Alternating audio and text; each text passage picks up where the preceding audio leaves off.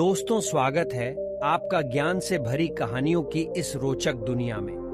दोस्तों, जीवन में कहानियों का विशेष महत्व होता है क्योंकि इन कहानियों के माध्यम से हमें बहुत कुछ सीखने को मिलता है। इन कहानियों के माध्यम से आपको जरूरी ज्ञान हासिल होता है जो आपको आपकी लाइफ में बहुत काम आता है। यहाँ पर बताई गई हर कहानी से आपको एक नई सीख मिलेगी जो आपके जीवन में बहुत काम आएगी।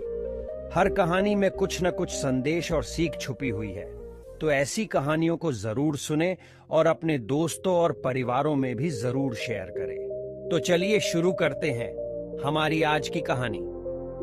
काशी के एक गांव में मोहनदास नाम का एक 10 साल का बालक अपने पिता के साथ रहता था, जिसका जन्म एक बेहद गरीब परिवार में हुआ था। मोहनदास जब 5 साल का था तब उसकी माता किसी गंभीर बीमारी के चलते पैसों की कमी और आसपास कोई चिकित्सा केंद्र न होने की वजह से चल बसी थी। मोहनदास के पिताजी ठाकुरों के खेतों में मजदूरी किया करते थे, जिससे मिलने वाले पैसों से मुश्किल से ही घर का खर्चा चल पाता था। उस समय में छोटे छोटे गुरुकुल हुआ करते थे जहां पर शिक्षा का ज्ञान दिया जाता था, जिसकी मासिक फीस 100 रुपए थी। मोहनदास के पिताजी जैसे तैसे मजदूरी करके रोज का मात्र 20 रुपया ही कमा पाते थे, यानी कि महीने का 600 रुपया, जिसमें से 100 रुपए मोहनदास की फीस में चले जाते थे और बाकी के पैसों से घर का गुजारा होता था। मोहनदास पढ़ाई में अच्छा था और साथ में बड़ा ही जिज्ञासु भी था। गुरुकुल में मोहनदास बहुत मन लगाकर पढ़ता और अपने मास्टर से खूब सारे सवाल करता। मास्टर जी भी मोहनदास के सभी सवालों का जवाब दे देते। इस तरह मोहनदास के मन में चल रहे सवालों की जिज्ञासा शांत हो जाती थी। गुरुकुल से छुट्टी होते ही वह तुरंत अपने पिता के पास उनके काम में हाथ बटाने के लिए पहुंच जाता। धीरे धीरे ऐसे ही समय बीतता गया। ठीक 6 साल बाद मोहनदास और उसके पिता की जिंदगी में फिर से दुखों ने दस्तक दे दी। मोहनदास जब 16 साल का हुआ तब उसके पिता बीमार पड़ने लगे थे। अब उनमें मजदूरी करने की ताकत नहीं थी। पैसे न होने की वजह से मोहनदास का गुरुकुल भी छूट चुका था। इस तरह मोहनदास ने 7 साल की उम्र से 16 साल की उम्र तक ही गुरुकुल से शिक्षा हासिल कर पाया था। मोहनदास पिता को लेकर बहुत परेशान था क्योंकि मोहनदास के पास अपने पिता का इलाज कराने के लिए अब पैसे नहीं थे। जैसा कि मोहनदास बड़ा ही जिज्ञासु बालक था, जिस वजह से वह किसी भी अमीर इंसान को देखता तो अपनी जिंदगी के बारे में सोचने लग जाता। इन सब हालातों के चलते मोहनदास के दिमाग पर ऐसा असर हुआ कि वह मजदूरी करने लगा। मोहनदास वो हर संभव प्रयास करने लगा जिससे उसके पास धन आए और वो अपने पिता की बीमारी का उपचार करवा सके। मोहनदास ने दिन रात मेहनत की और अपने पिता का उपचार करवाया। मोहनदास के पिता की हालत सुधरने लगी और देखते ही देखते पिताजी स्वस्थ हो गए। पिताजी मोहनदास की मेहनत से बहुत खुश थे। मोहनदास के पास अब इतना धन हो चुका था कि मोहनदास ने एक खेत और 2 गाय खरीद ली थी। जिन हालातों के चलते मोहनदास ने ये कदम उठाए थे, आज उसी की बदौलत मोहनदास के पास खूब धन था, जिससे उसकी जिंदगी की लगभग सब जरूरतें पूरी हो जाती थी। मोहनदास जिज्ञासु होने की वजह से बड़े बड़े धनवान लोगों की जिंदगी के बारे में जानने लगा, जिसका असर मोहनदास के दिमाग पर यह हुआ। उसकी मानसिकता अब यह बन चुकी थी कि अब धन ही सब कुछ है।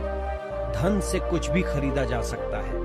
मेरे पास जितना अधिक धन होगा मैं उतना ही खुश रहूंगा और मेरे पिता भी। अपनी इसी इच्छा को पूरा करने के लिए मोहनदास ने दूध का व्यापार शुरू कर दिया। यहीं से शुरू हुआ सफर मोहनदास के धनवान बनने का। अब देखते ही देखते उसकी जरूरतें इच्छाओं में बदलने लगी। अपनी इच्छाओं को पूरा करने के लिए मोहनदास धन का सहारा लेता। कुछ समय बाद मोहनदास के पिता अपनी इच्छा जताते हुए बोले, बेटा, अब तुम जल्दी ही शादी कर लो। मेरी जिंदगी का अब कुछ पता नहीं कब क्या हो जाए। मोहनदास अपने पिता की इच्छा को पूरा करने के लिए शादी के लिए मान जाता है। मोहनदास का विवाह हो जाता है। मोहनदास खुशी पाने के लिए ऐशो आराम के सभी भोग विलास सामान खरीद लेता है और एक आलीशान हवेली भी बनवा लेता है। अब एक दिन ऐसा भी आया कि सब कुछ होने के बावजूद भी मोहनदास दुखी सा रहता था, क्योंकि उसका मन संतुष्ट नहीं होता था। इधर एक तरफ उसकी इच्छाएं जो खत्म होने का नाम ही नहीं लेती थी। अब मोहनदास का मन कहीं भी नहीं लगता था। वह परेशान रहने लगा। जब से मोहनदास ने अपनी तमाम इच्छाओं को पूरा करने का सफर शुरू किया था, तब से मोहनदास सुख चैन की नींद नहीं सो पाया था। मोहनदास की हालत पागलों जैसी होने लगी थी। उसे संतुष्टि नहीं मिल रही थी। उसे समझ नहीं आ रहा था कि क्या करे। इधर भगवान बुद्ध नेपाल से बौद्ध धर्म का प्रचार करते हुए भारत में काशी की तरफ आ रहे थे। भगवान बुद्ध काशी के एक गांव में रुके हुए थे। मोहनदास को इस बात का पता चलते ही वह भगवान बुद्ध जी के पास पहुंच जाता है। भगवान बुद्ध अपने अनुयायियों को प्रवचन सुना रहे थे। इतने में मोहनदास बुद्ध जी के पास रोते हुए पहुंचा और बोला, मैं इस जिंदगी में बहुत परेशान हो गया हूं। हे बुद्ध, मैंने जीवन में खूब धन कमाया ताकि अपने सुकून के लिए कुछ भी खरीद सकूं। मुसीबत के समय मेरे यह धन मेरे बहुत काम आया। इनसे मैंने अपनी हर सुख सुविधा की वस्तुएं खरीदी, जिनसे मुझे बहुत खुशी मिली। तो ऐसी क्या वजह की जो मेरा मन संतुष्ट नहीं हो रहा? आज मेरे पास सब कुछ है जिससे मैं खुश तो रहता हूं, लेकिन अधिक समय तक नहीं। सब कुछ होने के बाद भी मुझे सुकून क्यों नहीं मिल रहा? मन को शांति और संतुष्टि नहीं मिल रही जो मिलनी चाहिए। कृपया मेरी इस समस्या का समाधान करें, अन्यथा मैं खुद को खत्म कर दूंगा। तब भगवान बुद्ध मुस्कुराए और कहा, तुम्हारे दुख का कारण तुम्हारी असीमित इच्छाएं हैं। धन दौलत से तुम लंबे समय की खुशियां तो खरीद सकते हो, लेकिन सुकून की जिंदगी नहीं। धन से इंसान सुकून का एक पल भी नहीं खरीद सकता है। धन से तुम खुशियों का महल, मखमल के गद्दे और सोने चांदी से बनी चारपाई तो खरीद लोगे, लेकिन सुकून की नींद कभी नहीं खरीद सकते, क्योंकि सुकून धन से नहीं ज्ञान से खरीदा जाता है। सुकून खुद तुम्हारे अंदर मौजूद है, जो कि एक असीमित इच्छाओं वाले पहाड़ के नीचे दबा हुआ है।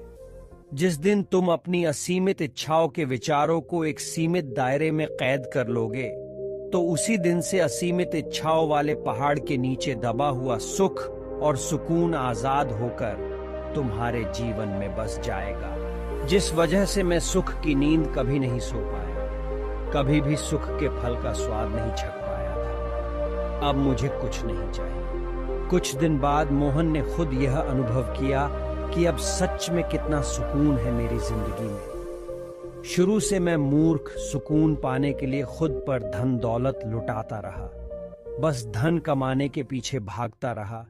जीवन के इस सत्य से अनजान रहा कि सुकून तो मेरे अंदर ही था, जो असीमित इच्छाओं के अंधेरे में कहीं खो गया था।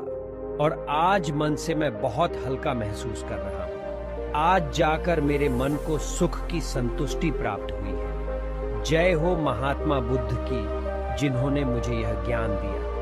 अन्यथा मैं यूं ही सारी जिंदगी सुख चैन की तलाश में भटकता रहता और अंततः मृत्यु को प्राप्त हो जाता। तो दोस्तों, इस छोटी सी कहानी से हमें यह सीख लेनी चाहिए कि अपनी इच्छाओं को सीमित ही रखें, तो ही जीवन में सुख का आनंद ले सकते हैं। अगर आपको और ऐसी मोटिवेशन कहानियां सुननी है, तो हमारे चैनल के अंदर जाएं और हमारे चैनल को सब्सक्राइब करें। अगर आपको वीडियो पसंद आई हो तो हमारी वीडियो को लाइक करें। मिलते हैं हमारी अगली मोटिवेशन कहानी में। तब तक के लिए bye bye. Thanks for watching my all YouTube family. Thank you.